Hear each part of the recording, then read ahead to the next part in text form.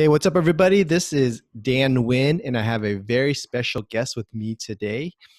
She is the owner of Loyalty Processing, and she helps business owners reduce their fees, their fears, and frustrations of accepting credit card payments. She can usually reduce your fees from 8 to 30% by putting them on a Interchange Plus program, and helps with all the switching, makes it painless. Make sure you get the right terminal gateway the easiest way. She actually gives out her cell phone number, so you don't have to wait for long customer service when you need tech support or statement support. I'd like to introduce to you Barbara Cunningham with Loyalty Processing. Thank you, Barbara. Oh, thanks, Dan, for having me on. Sure. We actually met through Matt Browning's program. Mm-hmm. And through his Pinnacle Partners, we got to know each other through the Pinnacle Partners program as well. And I remember he asked you to talk about your business, and that's always kind of stuck with me because, especially as we go all virtual, all remote, the ability to accept credit cards and checks is probably more important than ever. And a lot of my clients and listeners are now had to go to virtual or even contactless payments in person. So I wanted to bring someone on, like an expert as yourself, to talk about, there's a lot of lots of things in the credit card industry that the normal business owner might not know. So I wanted to have you come along, share your expertise, and share some tips about, if someone's looking to either start or switch, what are the maybe top 3 things. But before I get there, can you tell us a little bit about yourself and how you got into the credit card industry? Sure. So I grew up on the East Coast in the New York, New Jersey area, and I went to FIT, which is the Fashion Institute of Technology. And so I spent my first 25 years in the clothing business. And as stores went out of business and it became harder and harder to make money, I said, I just have to move on and find something new to do. And I had no idea that this industry really even existed. But one year I raised over $2 million for Make-A-Wish Foundation. And the LA Times wrote an article about me on how I did that. And Dan Montrinas of US Merchant Services read the article, and he called me and said, wow, if you can raise that kind of money, I want you to come and work for me. And that's how I got into the credit card processing industry. I spent 8 years with Dan.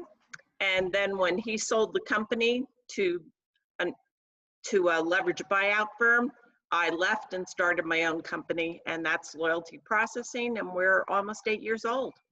Yeah. So this podcast is called The Intentional Entrepreneur. And can you tell us a little bit about that process? Because, when you were with that payment processing company, obviously you probably work on commission, but there was, some support back then, right? What was it like making that transition from, from working for a company to now working for yourself? So that was a very tough transition because, you're so afraid to step out on your own. And do you really know enough to step out on your own? But because Dan sold the company, there were a number of us that were all going to leave around the same time. And so we partnered together. I mean, we each own our own company, but we agreed on things like hiring one accountant and hiring one business attorney who's got all of our basic setups set up for us. So we kind of split that cost 5 ways because there were 5 of us. And that was probably the best thing that could have happened to me. And I was lucky because I was the only woman in the group, and all the men were younger than me. So it's sort of like they all kind of just looked up to me and let me lead the charge. Really good. And do you still do business or in contact with the same 4 people today? I am. And, okay. We still mastermind together, and we get on a call once a month, and we help each other because there's enough business for everyone. Yeah. And I think that is a fantastic mindset to have. I think, in the personal development field, that's called the abundant mindset. And and the opposite is the scarcity mindset, where, it's, I'm going to get mine, and, no one's to, no one else is going to get it. But, it's always refreshing to hear, especially in a very highly competitive industry, to know that, there's a plenty of business out there. It's just a matter about, who's going to get the next one. Right, Right. right. Okay. So, um, you know, credit cards have obviously been around for many years, um, and someone had kind of described to me as kind of like the wild, wild west. And so I wanted to have you on the show, to kind of dispel some of the myths, maybe some insider secrets that you can expose, how we can lower our rates, and, address kind of one of the pain points is like moving from a new processor to another. So maybe you can share your like top three ideas for any new business owner who's kind of looking to take credit cards or looking to move to a new processor. Sure. So first of all, I'm an independent rep, and I work with 4 of the largest processors in the United States. So my loyalty is to my clients, not to any processor or to a bank. And most people that you work with in the credit card processing industry are either employed by one of the processors or by a bank. And so their loyalty is to who they get their paycheck from. So that's one thing that's really different. So I would say to anybody looking for a new processor, you do much better with somebody who's an independent than somebody who's tied to a bank or to a processor directly. So Okay. that would be one tip. Okay. Cool. I think conceptually that totally makes sense. Very similar to maybe like insurance people. They're called, captive, right? They only Right. work with like MetLife or New York Life. Mhm. Um, what are maybe some of the objections you hear from the other side? Like if I'm a business owner taking credit cards, and a captive person comes to me and say, hey, if I use an independent rep, they can basically shop my business around and they're loyal to me. Why shouldn't I use them? Well, so, the banks and the processors are going to use things like giving you free equipment Mhm. and things like that, that the big guys can pay for, that sometimes a smaller independent can't. We're in a very good position with a number of the people that we work with where we can match that kind of free equipment. Um, so that might be one reason that you would go to somebody like a bank or a processor, Mhm. because you need expensive equipment and you don't want to have to lay that money out. Um, so not every independent rep is going to be able to help you with that. Mhm. We are able to help most of our clients with that. And if we couldn't help them with the whole price, we can usually split it 50-50. Okay. Um, the other nice thing about us being independent is when every April and every October, Visa and MasterCard kind of look to adjust the interchange rates. And so processors use that as a time to increase their profits. And so what happens is many merchants will see their fees go up either April 1st or October 1st. Mhm. I own my own book of business, and when the processors want to put on those type of increases, they have to ask me permission, and I'm allowed to say no Wow. for my business. And that's what I do. I say, no, you're not adding extra fees to my merchants. My merchants I own them, Mhm. you don't own them, and we're not having that kind of increase.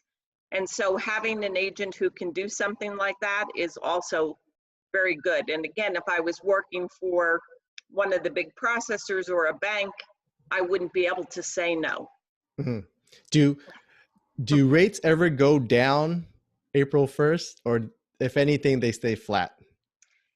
Um, so interchange, the last time I saw any interchange rates go down was when the Durbin Amendment came into Mhm. position, which was back in uh, about 2011, I think. And so all the rates on debit cards went down substantially. I mean, really substantially. And so since that Durbin Amendment is still in place, the merchants are still benefiting from that. Um, Now, if Congress decides to change that, then, you know, those rates will go up. But it's very rare we see anything go down Yeah, as far as interchange. yeah, Yeah. I remember when that amendment came, because I was at that time, I had travel miles on my debit card, and I Hmm. was like, "This is fantastic." And then when the amendment came out, they wiped it all out. I was like, "What?" I mean, I can appreciate it on the consumer side, but like, I couldn't get miles using my debit card anymore. I couldn't use a credit card. Yeah. All right. So I mean, that's good to know that, independent reps have some bargaining power, so that rates can at least stay the same year after year. So what's the next thing we should know about the credit card industry? So if a merchant is on a flat rate plan Mhm. or a tiered pricing plan, they're not getting the best rates. Mm. Okay. So if you're with somebody like Square, that's a flat rate plan, or Stripe. Um, and they have to account for the fact that they're going to get some business cards. So they're bundling the rate and it's going to be a little bit higher. Now, if you do a very low volume, because Stripe and Square are pay as you go, then until you're doing a solid $2,000 to $3,000 every month, I would tell you they are the best option for you. Yeah. And Yeah. I would tell you to stay put. That's where you want to be. You have to be doing a little higher volume to come to somebody like me, because we have some fixed monthly costs. Mm. We're not a pay as you go. Oh, okay. Okay. Okay. Yeah. Um, and then the other thing is, if you look at your statement and you see just two or three different, you see numbers like 3.30, 2.80, and 2.40, you just see 3 or 4 percentage rates. That means you're on tiered pricing. Hmm. It's also not the best pricing plan. We put everybody on Interchange Plus, which is what Macy's and Costco and all the big boys have. Mm-hmm. And we give that to every merchant. It's a little more complicated to understand it, but you don't really have to worry about understanding it. We watch it for you, and we send you quarterly reports to show you that we're keeping an eye on you. Yeah, I know. In my industry, there's some special rules on where money goes, but a lot of the um, law firms centric processors offer this flat rate. And I know, I was talking to some colleagues, like they basically calculate the effective rate, Mhm. of what they're paying, and it's actually about 1% higher than what is advertised, because there's always business cards and all these additional fees that are associated with it. But I mean, thank you for sharing, because I think we all want to pay less fees, less overhead in our business. And um, you did mention, Square and flat rate, and I remember your presentation, um, and I like how you were very open and honest about it. It's like, hey, if you're just starting out, just stick with those. That's the best you're gonna get right now. It's not worth it for you to move up to the next tier. And I think you just mentioned maybe about $2,000 or $3,000 per month, Mhm. then these business owners should start thinking about talking to someone like you. Correct. Right. Correct. Very Because good. that's when it starts to make sense. Okay. And if Good. somebody talks to me, I'm very honest. Mm-hmm. If if I'm not the best solution for you, I will tell you that I am not the best solution. And I'll tell you who is. Okay. So I, if you can ballpark, how many clients, maybe out of 10, do you actually reject because, or refer out because they're not, they're not a right fit? Maybe there's a better fit somewhere else. um, maybe 2 or 3 of them. Yeah. Okay. Yeah. And I think it's important to work with the right person, um, to adjust your needs at your particular level so you can get the best service. Hmm. Right. Right. Yeah. So what's another thing that, someone or business owner might need to know about uh, taking credit cards? So I would always Yeah. say to any business owner, never Yeah. sign a lease for equipment. Hmm. Never, ever, ever sign a lease for equipment. Okay? Yeah. Because they'll try to lease you a terminal um, for $49 a month on a 4-year lease. So you're going to spend over $2,000 on that, and the terminal's only worth about 400. So Yeah. um, I'm shocked at the number of people that I run into, even today, that sign a lease. And there's no way to get you out of that. Yeah. Absolutely no way. Yeah. So I just say, if you've got somebody who's hustling you and trying to get you to sign the lease, just turn around, walk away, and close the door. They are not doing anything that's in your best interest. They're Yeah. only looking to get themselves a big chunk of money. So Yeah. Yeah. So would you advocate, would you still advocating leasing from the right party, or buying it outright? Or I think you mentioned before, you can go 50-50. right. So most companies will help you with equipment Mm-hmm. if they're a good, valid company. Um, for us, you know, well, we try to provide the terminals for free, Mm-hmm. and if we can't, sometimes we might ask you to chip in $100. Okay. So, Yeah. and that was much better than signing a lease for 4 years at $50 a month, right? Yeah. Yeah. So, um, and if somebody's smaller and they don't need to have a credit card terminal, a lot of times we just put them on a gateway, and so there's no outlay at all. Oh, okay. Okay. Hmm. When, and I know usually terminals are for people that obviously retail or do a lot of, in business. Um, uh, how often should a business maybe update their terminal, or replace their terminal? Obviously, if it's broken, you return it, but exchange it. But what's kind of the life cycle for terminals, generally speaking? Terminals basically are a 3 to 5 year life cycle. That's it.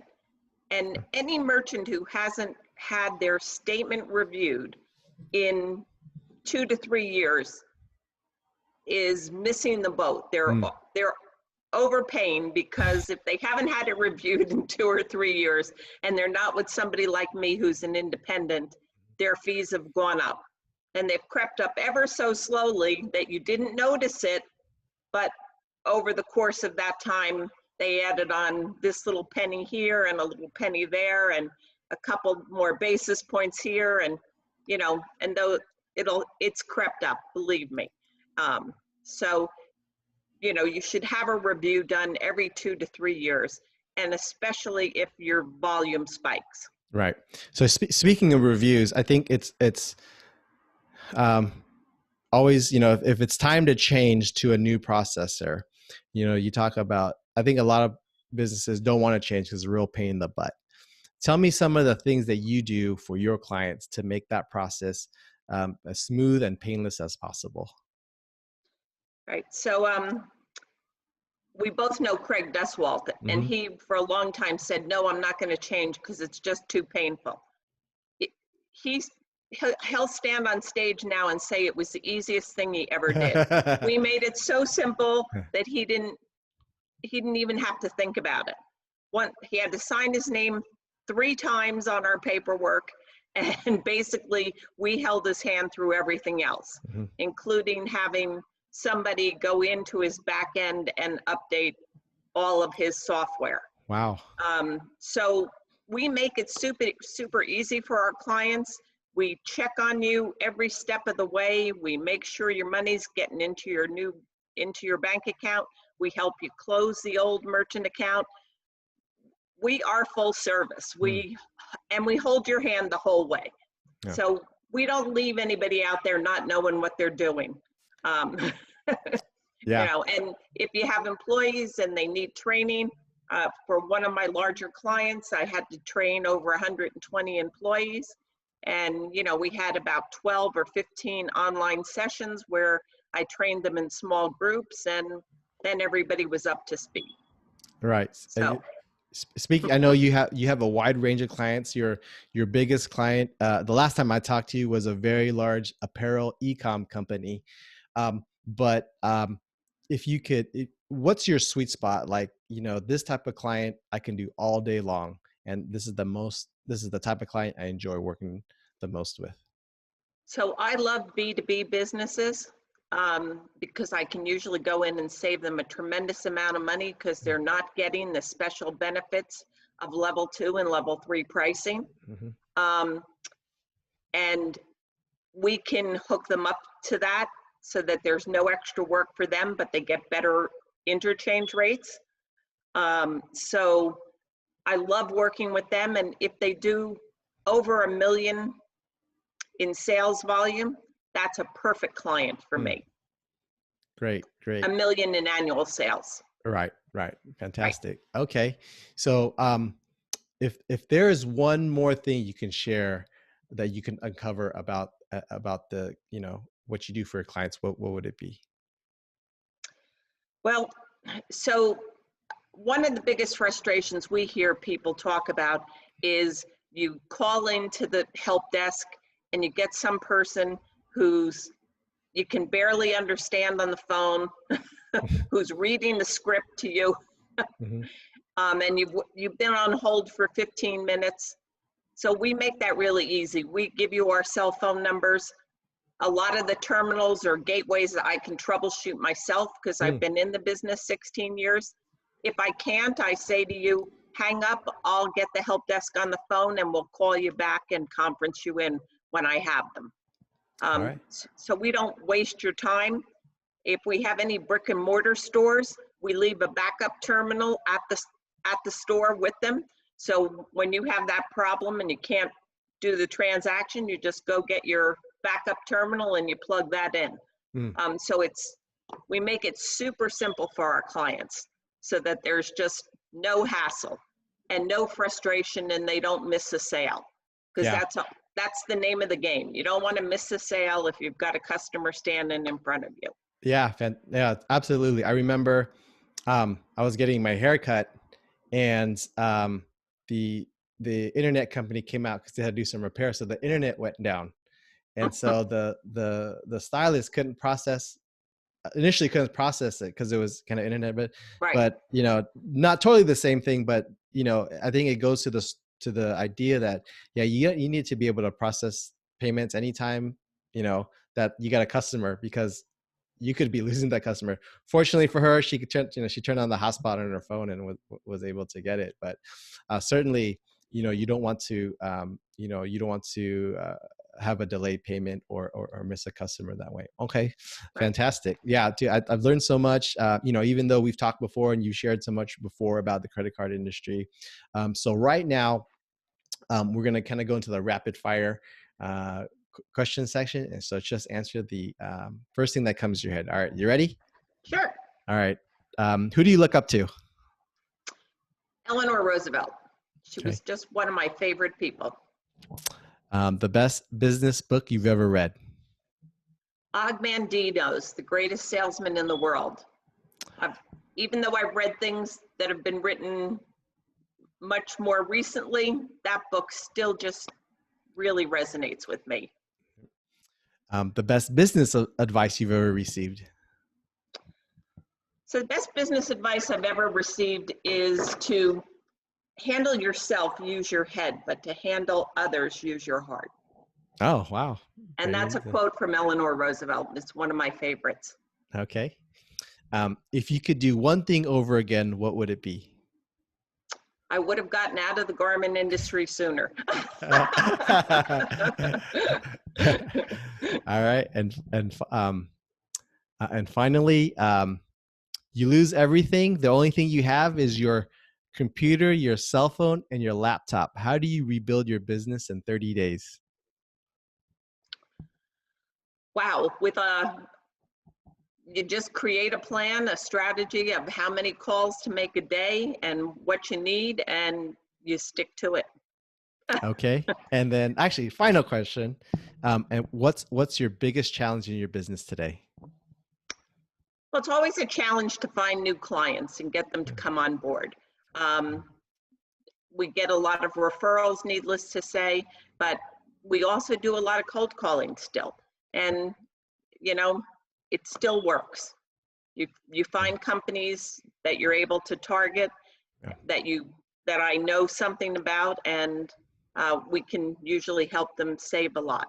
yeah. Kind of on that route. Sorry to kind of extend this a little more. I think you talk about cold calling. There's a lot of credit card processing and agents out there. How are you able to kind of get past the gatekeepers? I don't know if I want to say, credit card processors are dime a dozen, but there are a lot of them, and they're calling a lot of businesses. How are you able to kind of get to that next level and able to, sign your clients and retain your clients? So we focus on certain niches, and in the niches that we like to focus on, we have the biggest names in those industries. Hmm. So like in the wholesale flower business, we have Misty Flowers, we have Camflor, and we have H&M. Everybody in that industry knows one of those three guys and maybe knows all three of them. So we go out, we get the biggest name we can find, and we secure them as our customer. And then we say, well, if they trust us, you can trust us. Hmm. Yeah, that's totally social proof. And other people trust you, and certainly you can trust that. All right, thank you very much, Barbara. If we want to learn more about you and your company, where can we go? So you can go to my website, loyaltyprocessing.com.